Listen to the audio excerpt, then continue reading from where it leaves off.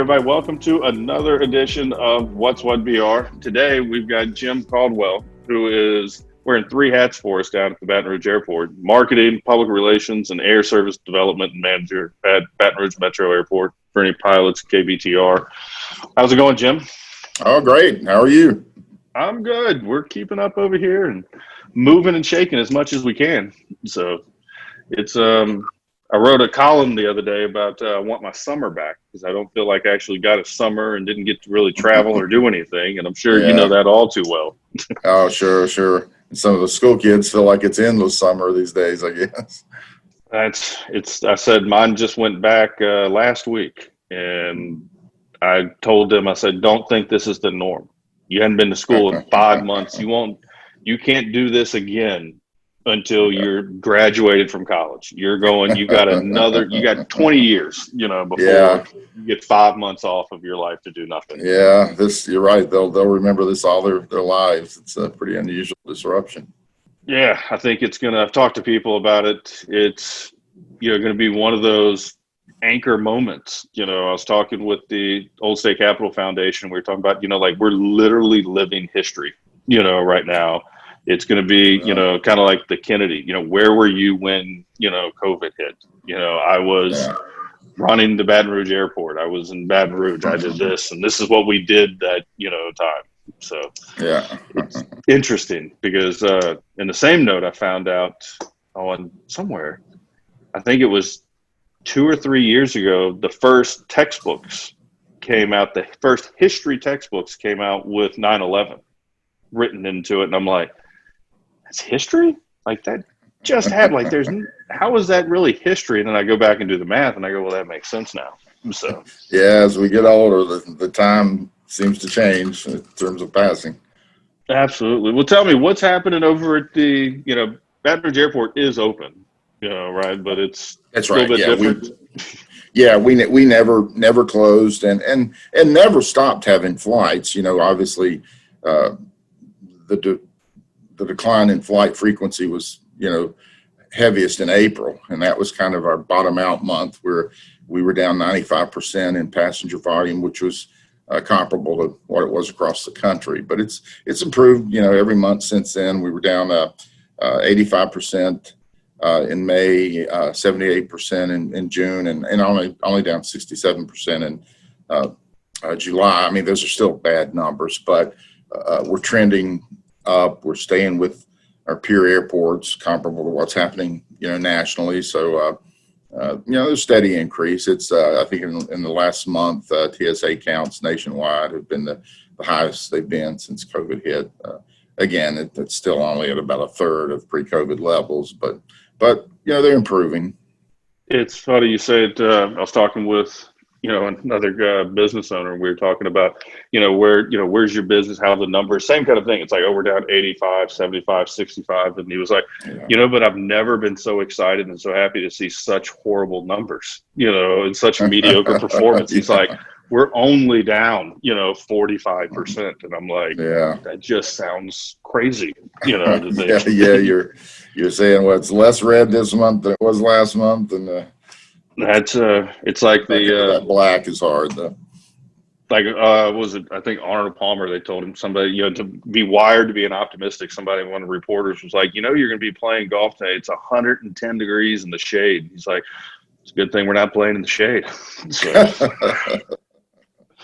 So airport's been open, still can come in, still park, still do, normal tasks, but obviously, kind of looking, kicking around websites, normal, get a mask, put it on. Yeah. Mask all the way through, check in to leave. Is that right?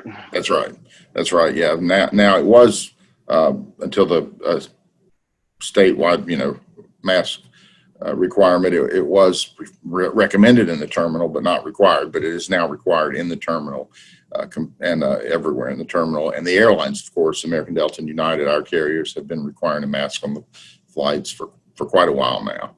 But the good thing about that is, the airport we've got cleaning protocols, that are stricter than ever, the more frequent hospital grade disinfectants. We fog the airport with disinfectants every night, and the airlines are doing even more. The aircraft are being cleaned with disinfectants, fogged not only nightly but often between flights. And you have to wear the mask. So they've really done all they can to minimize exposure.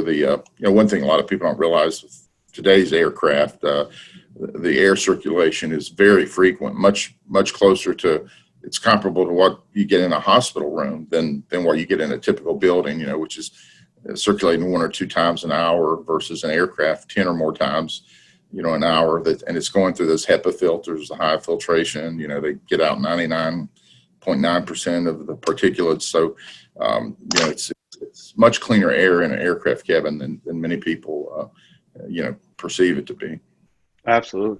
I think I had a cruise that was scheduled in the midst of all this that was like, nope, you're done going. So I was talking to somebody the other day and they were like going, are you really going to go on a cruise? And I was like, do you know how clean that boat's going to be when it finally opens back up? That's true. People talk about this, and from the air travel, it's like you said, it's those planes right now are cleaner than they have ever been, for the most part. So, get out, do some travel, do something, but the option is there. And I guess that's what I wanted to make sure, everybody realizes that you can still go online, you can pick up a flight and you can fly out of Baton Rouge and do the trip. It's not, shut down. A lot of people have heard, everything shut down, planes parked along the side of runways, air travel, not happening. But we've got some planes parked, but not, we're still moving people, as needed. Yeah. We've still got, at Baton Rouge, with the hubs, American to Charlotte and Dallas, United to Houston, Delta to Atlanta. They're still offering multiple flights a day, even though, with Delta and United, it's about half the frequencies they used to have, but you still got 3 or 4 flights, a day to each hub, which gives you plenty of time options. Now, American has really kept the highest percentage of their flights, than any carrier, 4 or 5 times a day to Dallas, 2 or 3 to Charlotte, depending on the time of day. So, we really are thankful that American has kept their frequencies up as high as they have. And their load factors, the percentage of seats filled have been, climbing. They've been running most recent month, according to the station manager, about 60%, which, it's below the, 80% range you had pre-COVID, but it's, improved dramatically. And so, you can still get anywhere.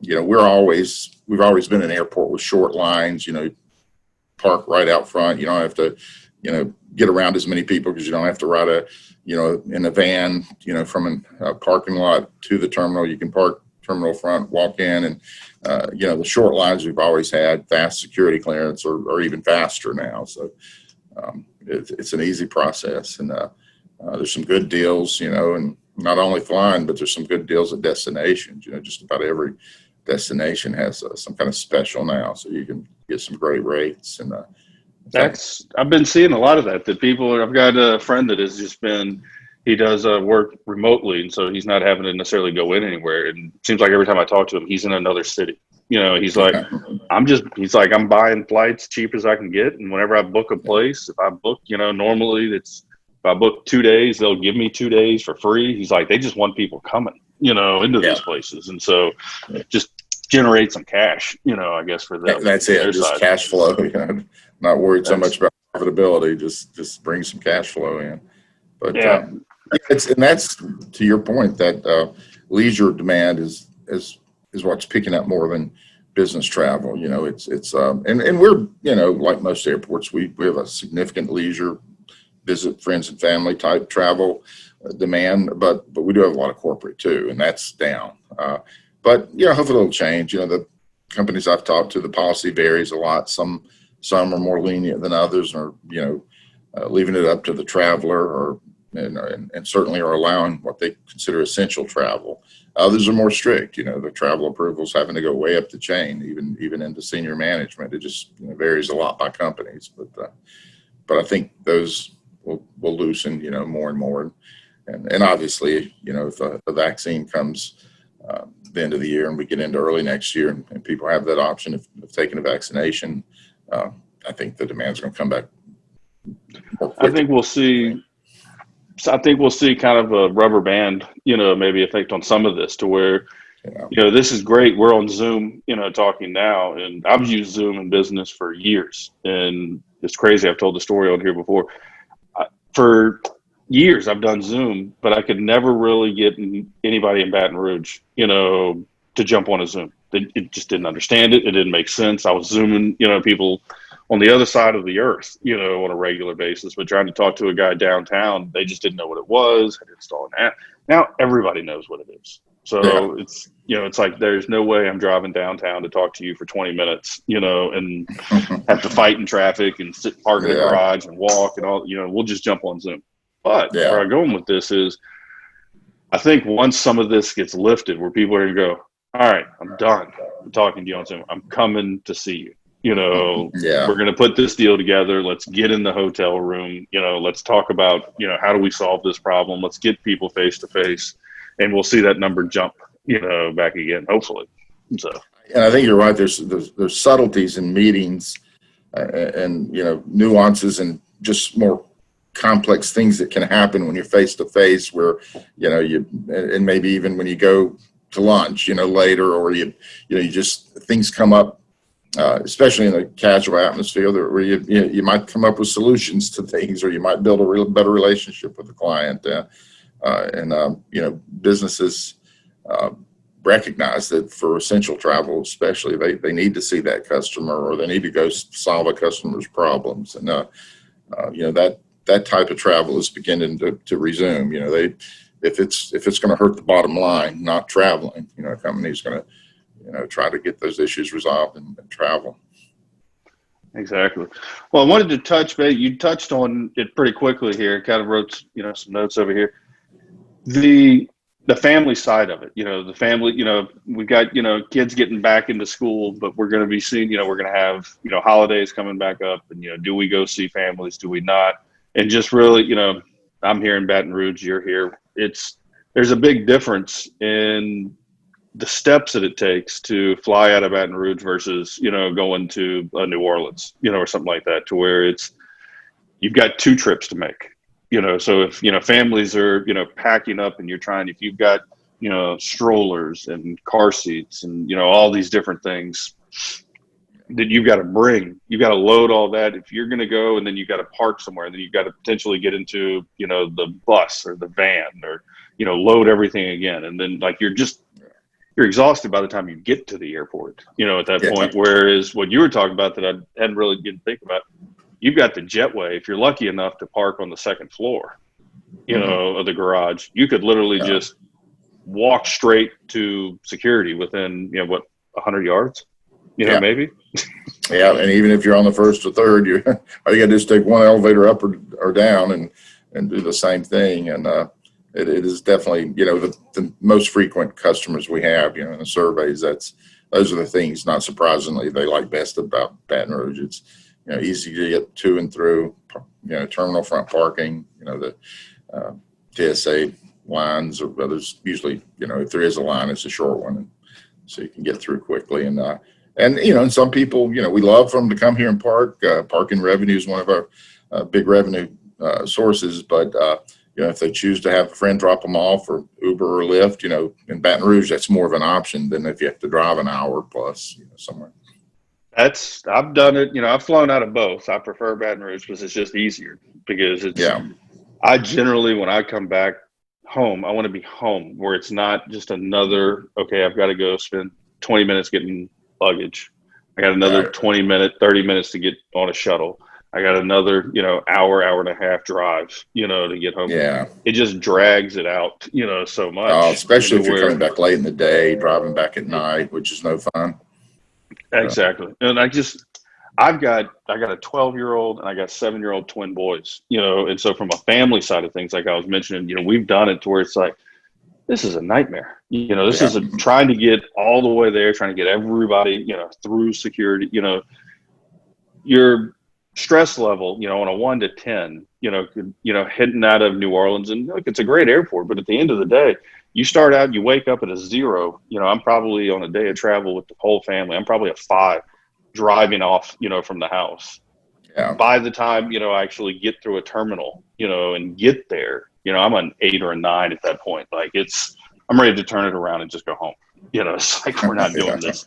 Versus if Yeah. I can just get out of the house and just literally just kind of walk straight through, on a security piece, that's a Yeah. whole lot easier here in town. So easier on the Yeah, kids that's too. true. And if you look So, at, there's some additional costs. If you take the government's 51 cents a mile reimbursement for mileage, that you've got that additional cost, more expensive parking if you park. And in fact, we did a study a few years ago, and the average business traveler, taking the average income, hourly income of a business traveler, it's usually a $200 to $300, depending on the business traveler, additional cost of driving, to New Orleans, if you factor in the value of their time and other things. So, yeah, that's people need to think about it. It's from family, but business. Yeah, it's what are you paying, them to drive over? What are you paying to park the car? yeah, Paying them to drive back. There's yeah. a If lot you're of that paying them cost. It's not mileage, just what the fare is, to yeah, get over there.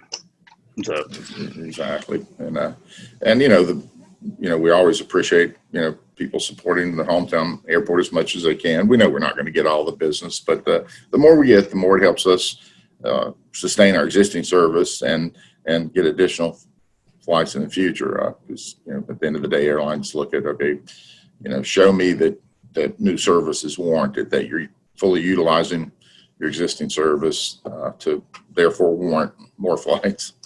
right.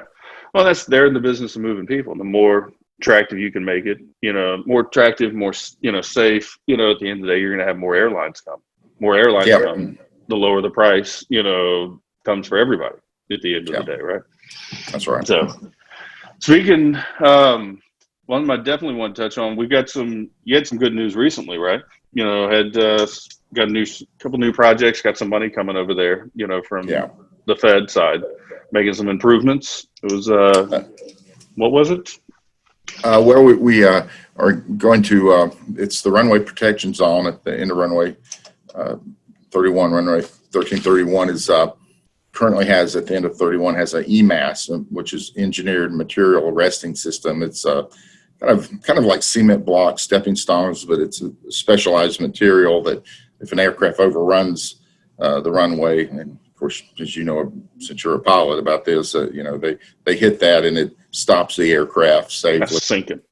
Yeah, and it's certainly completely safe, acceptable by the FAA, but it's costly long term. You have to replace it every 10 to 15 years. It requires a lot of maintenance. There was a period not too long ago where they were down to one company doing that work, and it appeared that company may even discontinue it. So that was a concern. And the FAA's preference is to have additional land as your runway protection zone overrun area, and that's the option that was in our master plan long term. So that's what we're implementing now.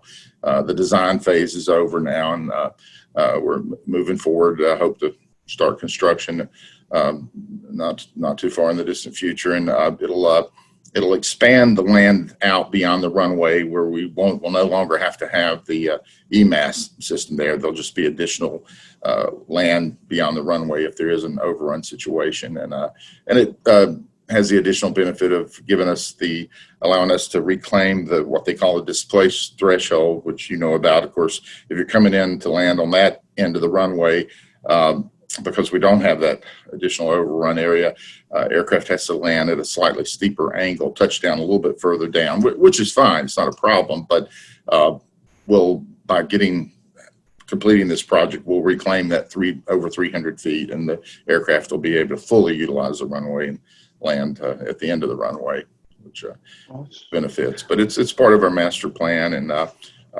hopefully we'll be able to get it completed, and then we'll be in a position, the preferred method of the FAA. But again, the EMAS, there are airports across the world, LaGuardia. Back in the last election, you may have recalled that, where Pence's flight actually at LaGuardia went into the EMAS there, and it certainly stops an aircraft safely. But there's just long term, it's not really as cost effective as just getting a permanent runway protection zone with additional land. Yeah. That's awesome. That's good news for us. And we got somebody else to kind of foot the bill for us, right? So Yeah, yeah, that makes we, it. yeah, for the and the FAA, they certainly are strict about, allocating those funds. They look at projects and prioritize according to what, it makes the most sense and has the highest need. And so we're grateful to get in, and grateful for our senators, Congressman Graves, who's on the Transportation Committee, and the help they did in securing the funds. And so we're, looking forward to having that project done. With the master plan, they're just always looking at, what are we going to be like 5, 10, 20 years from now. Of course, it's always difficult to project because you never know about, you can't predict a COVID situation, for example. But That's going to be. I can't imagine the struggles where I think everybody's been. I hate to say like survival mode. I yeah, personally try not to be in a survival mode, but more, just how do we adapt and how do we move on? I think if you try to just be in a survival mode, that maybe that's really all you do is survive. yeah, That's, you kind of can't have that. But I think people are coming out of that a little bit. And then I think you're starting to hear kind of some of the rumblings and some of the business owners going, hey, we're going to get to the other side of this, but how do we plan for next year? It's like, yeah, how does, you guys have to, make decisions, and it could be everything down to, the contractor. It could be somebody signing a lease to do, a restaurant, inside the airport. It's yeah, how do people, how are they going to make some of these decisions? Because we don't know. Like yeah. you said, you're down, if you're down 40%. It's like, do we go back up? Well, I don't know. Well, what did we do last time? We don't know. We never. I remember when this, Yeah, happened. I was like, I'm close with my grandfather, and I was like, all this started. I'm like, I'll call him. Maybe he's been through something like this. And I thought about it. I was like, no, nobody on earth has been through this before that we yeah. I can, think in leverage. 1918 or something like that was the last pandemic. Yeah, yeah. There's so much unknown, and so much depends on what happens with vaccination and or improved treatments. But yeah, we're hoping to hit 50% of the 2019 employments this year. But a lot depends on the remainder of the year and what happens to traffic, and future years really depends so much what happens in terms of the vaccination and treatments. But yeah, one good thing about our situation, and it's true with a lot of airports, though not all. 20 or so years ago, they started focusing on trying to diversify our revenue sources. We had a lot of land, and particularly in the last 10, 12 years, trying to lease that land. And, we've got lots of incentives for it, tax abatements, or there's some reasons why it's a good fit for some companies to come and lease land long-term, 100 years or whatever the lease terms may be, and build on it. And, so we've got a diverse range of businesses, from Coca-Cola bottling, the sheriff's offices, the automotive companies. They're not an armored car company. They're not all aviation related. And of course, we have the aviation related operations too, two fixed base operators, FBOs, a third on the way, and all those leases bring in a lot of revenue, and a little over half our revenue. So it's the good thing for us is we're not as dependent on commercial airside revenue, which is the airline landing fees and rents, and the money that comes from their operations, parking, restaurants, rental cars, those kind of things. So we're still hurting, like all airports, with the loss of the passenger side revenue, but we've got other sources that help us a lot, and that's important because even though we get federal funding from like the FAA for these projects, we don't take any local tax funding. We're a city department, but we operate as an enterprise fund, which means we're self-sufficient. We have to generate our own funds for operation as opposed to using local tax dollars. But we're in a better position than some airports by having those business park leases and other revenue sources that they're impacted, but not as directly as the commercial air revenue options. Yeah, I'm sure a lot of people didn't realize, so it's more than cutting grass, keeping a smooth runway, and bringing planes in and out. You've got an operation from, leasing property. You've got, a whole advertising, department inside of there, where people can advertise, to these, Yep, hundreds of thousands of people moving through.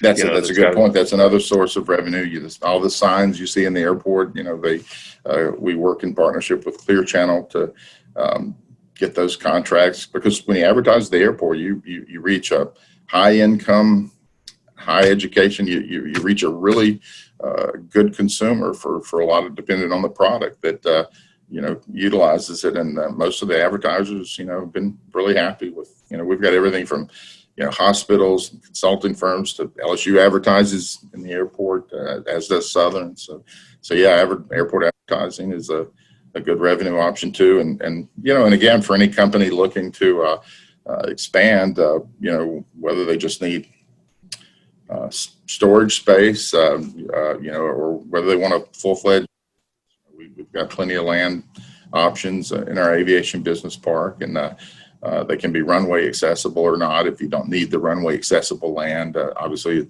you'd want to go for the land that's a little less expensive, and they've got great tax incentives and other incentives, that go along with it. And then, of course, for a company that wants and needs runway accessible land, which is generally going to be, an aviation related or shipping company, we've got those parcels too. wow.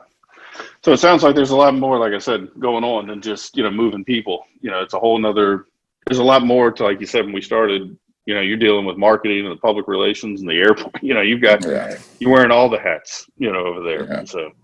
Yeah. And Mike Edwards, our director, he's doing a great job. And, he's of course overseeing the entire, operation. And he came in, and of course he's, come in at he's been director now for several years, but he's with over 2 years. But with COVID, he's facing a challenge that few airport directors have to face in their careers.